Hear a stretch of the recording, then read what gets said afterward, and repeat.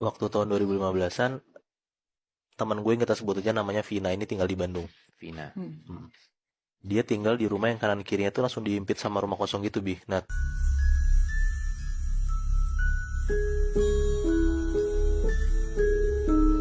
rumah sebelahnya Vina ini yang kiri dikontrakin sama pemiliknya. Jadi walaupun sering kosong ya tapi masih ada lah yang nempatin. Jadi masih ada aktivitas lah gitu. Tapi rumah sebelah kanan Vina ini bener-bener udah kosong lama banget, Bi. Nah, nggak dirawat, kacanya pecah, udah banyak ilalang gitu nutupin rumahnya. Pagarnya pun sampai dicolong gitu loh. Pokoknya nih rumah bener-bener lama kosong dan ditinggal lama sama pemiliknya. Nah, ada di satu hari, pas si Vina ini mau berangkat sekolah, dia di sini masih SMA kelas 2 gitu by the way. Nah, dia dengar kalau misalnya rumah sebelah dia yang kanan itu mau dibeli sama bokapnya. Jadi rencana bokapnya ini, rumah dia yang sekarang ditempatin, sama rumah sebelah itu mau dijebolin. Disambung jadi satu rumah gede gitu. Ya. Di situ sebenarnya dia takut, Bi. Nah, karena dia keinget akan kejadian waktu dulu dia kecil. Kayak SD sampai SMA kelas 1-an lah. Dia tuh sering banget kalau misalnya ngelewatin rumah itu. Dia tuh dengar kalau misalnya ada suara cewek manggil-manggilin dia buat masuk ke rumah kosong itu. Oh. Nah, suara cewek itu tuh bener-bener kayak manggilin, gak cuma sekali 2 kali doang. Kayak hampir setiap si Vina sama teman-temannya main pas lagi maghrib, dia tuh dengar ada suara cewek manggil buat masuk ke dalam itu. Dan yang notice itu cuman Vina doang. Karena pas Vina nanya sama teman-temannya tuh bilang kalau misalnya mereka nggak dengar apa-apa gitu loh. Terus juga pernah pas si Vina ini masih zaman-zaman SMP, sekolah dia kan dekat banget sama rumahnya. Jadi kalau misalnya dari sekolah ke rumah tuh cuma jalan kaki aja gitu. Ada satu hari, pas dia lagi jalan pulang sekitar jam 6 sampai 7 malaman lah gitu. Dia udah sampai rumahnya tuh. Nah, mau buka gembok lah. Pas dia lagi buka gembok, dia tuh ngerasa kalau di rumah sebelah itu tuh kayak ada yang ngintipin. Jadi pagar rumah Vina itu nempel gitu di ujung sama tembok rumah kosong yang kanan. Nah, kamu maksud gue? Iya. Jadi kalau Nempel banget lah pokoknya. iya, jadi kalau misalnya lo nengok dikit aja sebenarnya lo udah tahu tuh isi dalam rumah itu apa, gitu. Nah, dia tuh berasa banget kalau misalnya ada orang yang merhatiin dia dari dalam rumah kosong itu. Karena kalau misalnya kita lagi diliatin orang dari arah manapun ya lo sadar kan? Iya. Nah, Vina tuh ngerasa kayak gitu. Tiba-tiba karena dia lagi nggak fokus buka gemboknya, tangan dia yang lagi buka gembok itu dipegang sama orang dari dalam rumahnya. Oh.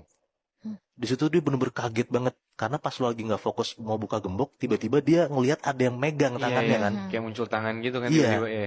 Ternyata pas dia nengok ke atas, itu tuh tangan nyokapnya. Oh. Nah, nyokapnya tuh bilang lah ke si Vina ini kayak, ngapain sih Vin dari tadi berisik banget buka gembok nggak bisa-bisa. Tapi dia diem aja tuh, nggak ngomong sama sekali ke nyokapnya kalau misalnya sebenarnya kenapa dia susah buka gembok, karena dia ngerasa dari rumah sebelah ada yang merhatiin dia.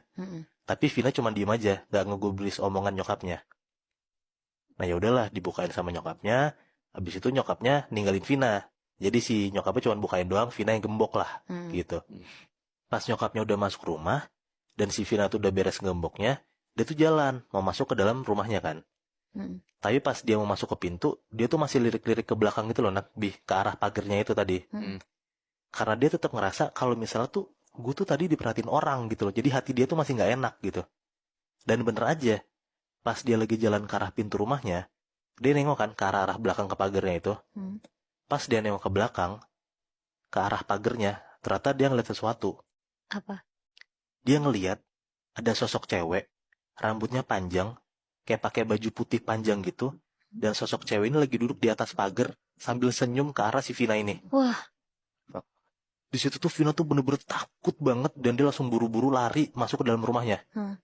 Nah, dari semenjak kejadian itu, dia tuh merasa kalau misalnya rumah sebelah ini angker, gitu loh. Makanya pas si Vina dengar kalau misalnya bokapnya ada ide buat ngejebolin rumahnya, dia masih ngerasa nggak enak, nggak tenang, gitu Bi. Iyalah, aku juga nggak mau anjir. Iya kan?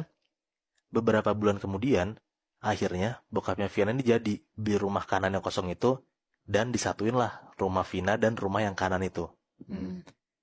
Posisi kamar Vina yang baru dan ruang tengah TV itu ada di bagian kanan rumahnya, yang mana waktu itu tuh bekas rumah kosong itu.